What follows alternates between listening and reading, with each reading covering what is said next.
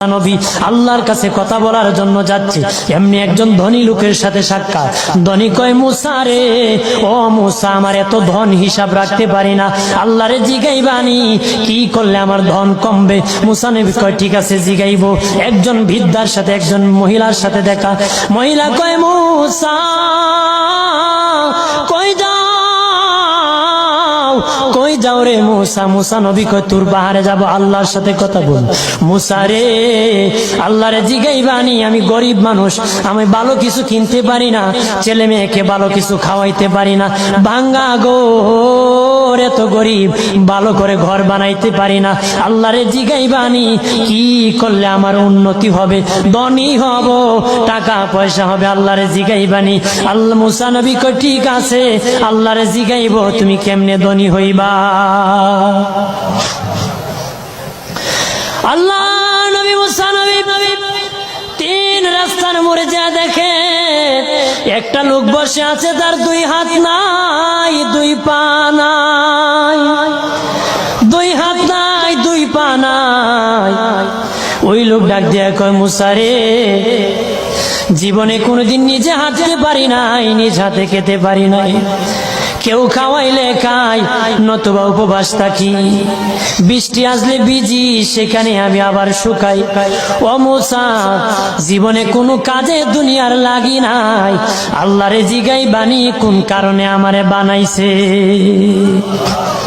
আল্লাহ কয়, জিগাই মনে। মুসা নবী কয়, আল্লাহরে, তোর বাহারে মুসা নবী, মুসা ছিল কালিমুল্লাহ, কথা বলার প্রেম ছিল, কথা বলতো, কথা বলার প্রেম ছিল, কথা বলতে বলতে শেষ দিকে আল্লাহ গো, আসার সময় তিনটা লোক আমার কাছে প্রশ্ন করেছে। একজন লোক হলো ধনী, কিভাবে তার ধন কমবে গো?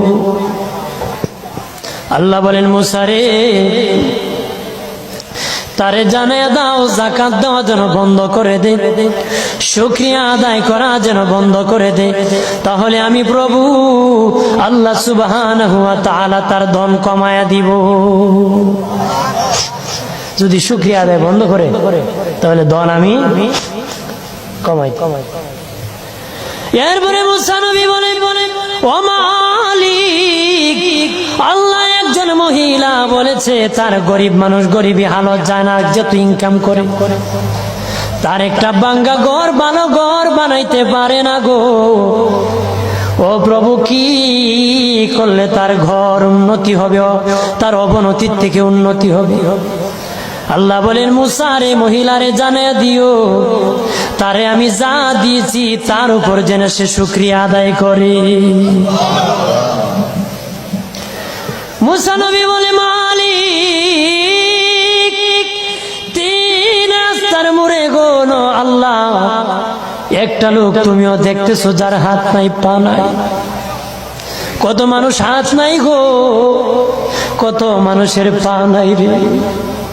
আল্লাহ কত সুন্দর হাত পা দিয়েছে, কত সুন্দর জবান দিয়েছে, শ্বাস দিতেছে আর নিতেছে। আইসিইউ লাইফ সাপোর্টে যদি একদিন তাকে 50-60 হাজার টাকা লাগে রে। 80 বছর, 100 বছর, 40 বছর, 25 বছর আল্লাহ হায়াত দিল রে। বলো রে শাস্তাগঞ্জের সুন্নি জনতা, আল্লাহরে জীবনে